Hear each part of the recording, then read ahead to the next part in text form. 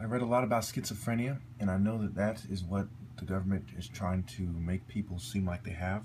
So I encourage all TIs to take this test and to consider, how ridiculous it is. I feel that others can control what I think and feel.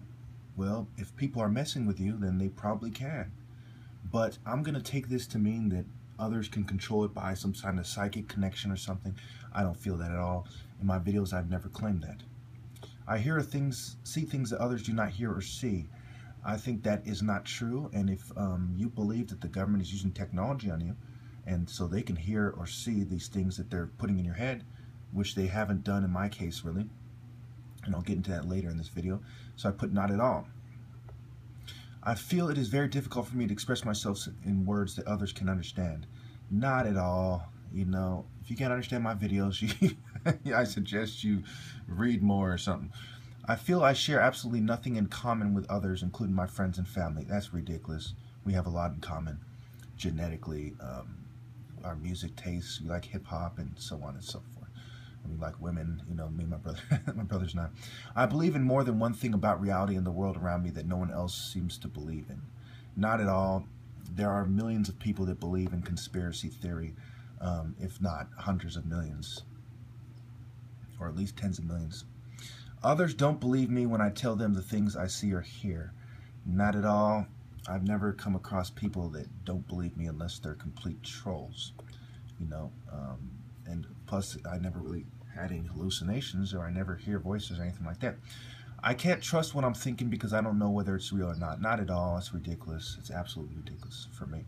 I have magical powers. That would be nice, but unfortunately I don't. Others are plotting to get me. Now here is where it gets complicated now, isn't it? Because there are people where others are plotting to get them, right? Do I believe others are plotting to get me? Yes, but here is the problem where we have to read into the question, Because I was a gang member, others are plotting to get me, it's irrational. So I'm going to take this question to mean, is there an irrational belief that others are plotting to get me? Do I think that for no reason others are plotting to get me? First of all, I don't know if there's gang members plotting to get me or not. First of all, I know that they don't like me for a very good reason, because I used to hang out with gang members and I have gang tattoos, which is a rational belief. So I'm not gonna, put anything out of the, I'm not gonna put anything obviously for that part. I believe the cops have disproportionately come to get me for many times, for many reasons, for stupid shit like arguing with my parents. So is it logical to assume that there's at least some sort of a plot to take me back to the psych ward? Yes. Do I have evidence that people said that they're being provoked? I mean, that they were told to provoke me to go back to the psych ward? Yes. So I'm going to take this to mean that there is an irrational belief, with an unsubstantiated belief, that others are plotting to get me. Not at all. And I assume that most of you are smart enough to see why I put that, as opposed to somebody who has an irrational belief. I find it difficult to get hold of my thoughts. Nope. I am treated unfairly because others are jealous of my special abilities. Now, I wouldn't call my abilities special. I'm going to take that to mean that you're referring to the magical powers earlier. Yes, people are jealous of people's talent. People on TV who can sing well. There's people who, I wish I could sing like her. Supermodels. There are people who are like, I wish I was beautiful like her, and so on. So I'm going to take this to mean special as in unbelievable, magical, out of the ordinary, or something you don't see all the time, like you see talents, artists and so on and so forth. So not at all. You see how I'm rationally and logically answering these questions without allowing them to trick me in the slightest? I talk to another person or other people inside my head that nobody can. No. All right, so let's see my score now. Results of your schizophrenia test. Please interpret results below cautiously. You scored a total of 0. You answered, as we set to default. Remember, these questions are also asked by your psychiatrist. You have answered this schizophrenia screening in such a way as to suggest that you are not likely currently suffering from schizophrenia or a schizophrenia-related disorder. You should not take this as a diagnosis of any source or a recommendation for treatment. However, it would be advisable and likely beneficial for you to seek further clarification about this matter from a trained mental health professional as soon as possible in order to rule out possible schizophrenia or psychotic disorder. Okay? No, I don't want to register. Thank you for the test. I was not laughing because it's funny that some people actually do hear voices. Some people do have problems that might be described as schizophrenia, but it has not been adequately described by quote-unquote mental health professionals. Now I would like to, before I talk about the eye test and the eye movements of the brain, I'd like to first show you something real quick, a little clip from Martin Luther King's speech. It's called The Drum, I believe. The church is the one place where the doctor ought to forget that he's a doctor. The church is the one place where the PhD ought to forget that he's a PhD. The church is the one place that the school teacher ought to forget the degree she has behind her name. Now, so I'd like you to notice how he's speaking the drum major instinct sermon. So you see how it kind of goes up and down, right? This is common with speakers. And so when you see me, expressing myself, ironically, one of the questions was, do you have trouble expressing yourself? So when I was speaking in a very angry manner, that was me expressing myself. I'm the top martial artist in America. If I'm not a warrior, then who is? And this is not some kind of supernatural ability or some superpower. This is simply, someone's got to be the best. When we tell people in the Olympics, hey, you have some kind of supernatural power because you have won over 100 matches and haven't lost at all. The same reason I wouldn't consider myself as having superpowers. With that being said, I have checked some perps, and 2 of them have told me, and not including the one in the interview, and I wish I was recording when they told me that. One seemed like a gang member, but had the mustache and Hispanic gang member type. The other was some white military type, and so this will make it 3 perps altogether, because after I made that Draw Muhammad video, when I was uploading my videos on the road, this guy in the white pickup truck who seemed like he was in the military told me that, where do you live? And he started questioning me in a very strange manner, and he asked me, where I live, and he insisted. He's like, where? And so then he said, don't worry, they just want you to think that they're coming for you. And so the 2 perps that I checked, well, for those of you who don't understand what that means, I basically confronted. They both admit that they were put up to this and that they were basically told to do this to get a rise out of me. They didn't use the term provoke me to go to the psych ward, but I'm sure if you have been following my videos, you understand that that was the purpose. And then so I've been staring some down in a way that made them drive off. A couple of days ago, I was at Burger King, and this perp, he had an American flag bumper sticker. He started laughing out of nowhere, and he started putting his fist up like this and staring at me, and I stared at him in a very serious way, and he drove off real fast, almost as if I was chasing him down with a weapon or something. He drove off real fast and through another parking lot across the street and turned, abruptly and just took off. And so, as a result, they stopped following me. It's like when people are trying to bully you and you're tougher than they are, you confront them, and that usually solves the problem. So it's been several days now, I believe. I put in the comments in the other video, it's been 1 or 2 days now they stopped following me, and I go out every day. I never really experienced technology being used on me, but my mind does play insignificant tricks on me, just like everyone else's. I see the little lights. After I stare into light at night, I see the light for a while. I see the little bluish image that you see from the light messing with your eyes. Little insignificant tricks, and that inspired me to look this up. And it says illusions have a long history going as far back as the ancient Greeks. It's funny how they always started with the Greeks when really it goes back to the Egyptians, but I'm not going to talk about that in this video. In 350 BC, Aristotle noted that our senses can be trusted, but they can be easily fooled. He noticed that if you watch a waterfall and shift your gaze to static rocks, the rocks appear to move in the opposite direction of the flow of water, an effect we now call motion after effect, or the waterfall illusion. So there's a lot of illusions that the mind can play. I don't believe that's ever happened to me, but there's a lot of illusions that the mind plays on everybody, is my point. I put a lot of stuff in my notes. Basically, they're talking about the track and the flow of water seems to wear out certain neurons in the brain as they adapt to the motion. When you then shift your gaze to the rocks, other competing neurons overcompensate, causing the illusion of movement in other directions. And so the MRI, I'm going to get into later, it can show some of these effects of these illusions on your brain, and that's interesting as well.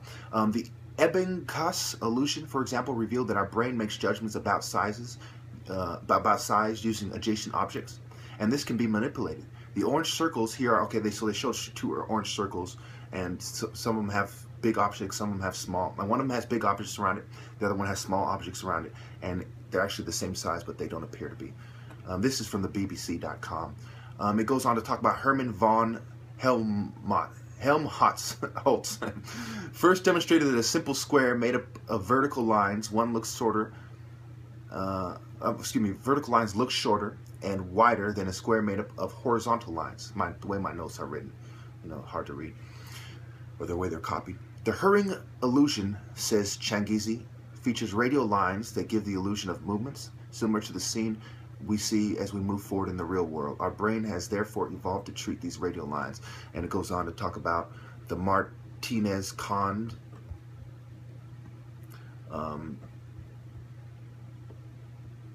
work is now building on the work of some of the 19th century's researchers.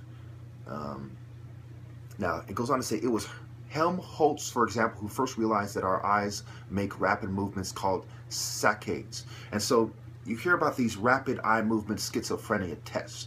Now, if you have substantiated or you have proven that you are being persecuted by the government in a very definitive way, as I have, any tests or brain scans, you can't trust, because obviously, it wouldn't be very hard for them to fabricate these things, and psychiatry and big pharma has a long history of fabrication for personal gain, and there's a thin line between personal gain and political benefit, as you can imagine. So as we go on, yes.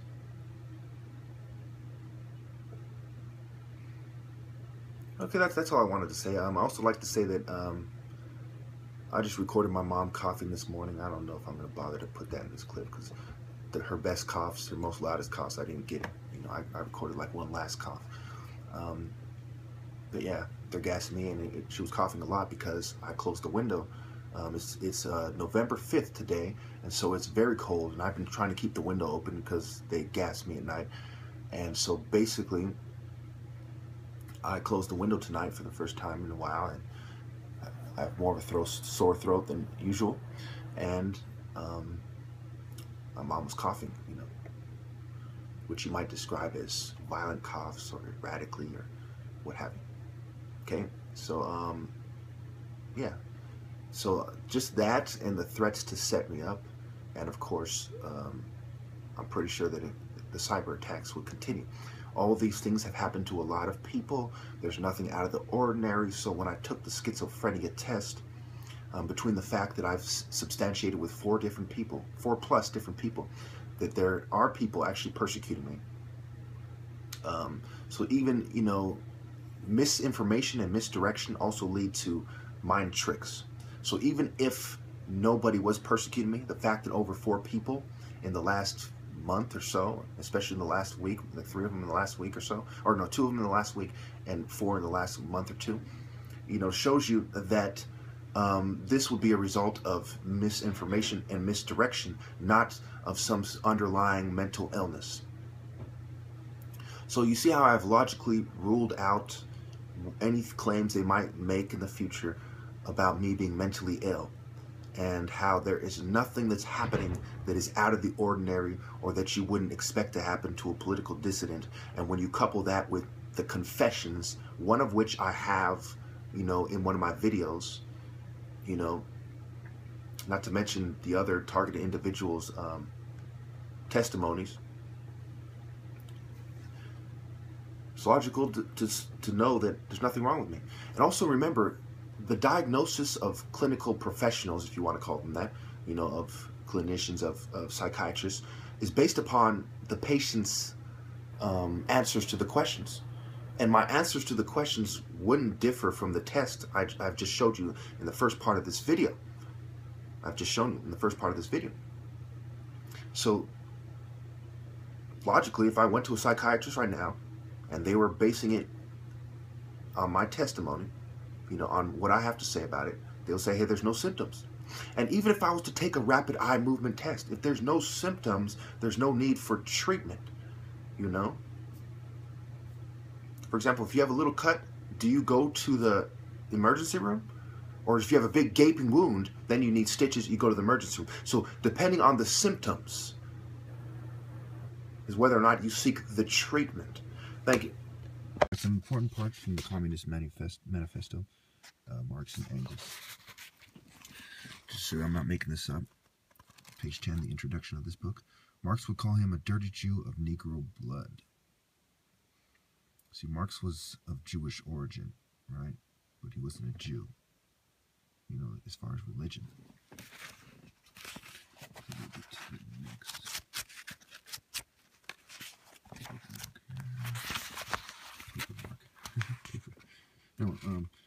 Bourgeoisie marriage in reality is a system of wives in common, and thus, as the most what the communists might possibly be reproached with is that they desire to introduce in substitution for a hypocritically concealed and openly legalized system of free love. So, to substitute for their what they call marriage a system of free love, where people sleep around, and they say it's hypocritically concealed. Yes, a lot of people do cheat, but what they want is to make it so everybody cheats. And if you, I don't think I have to explain that. If you are really that slow, I'll explain it in the comments. All right, so then we go to this chapter on position of the communists in relation to the various existing opposition parties. Remember, these last two bookmarks are from the manifesto itself. The first is from the introduction, the background, what have you. In France, the communists ally themselves with the social democrats. So there you have it. Communists on record have allied themselves with Democrats. They're in the Democratic Party. The communist principles, as I've mentioned in other videos. There's aspects of communism, because the communists, Marxist feminists, gay Marxists, and so on and so forth.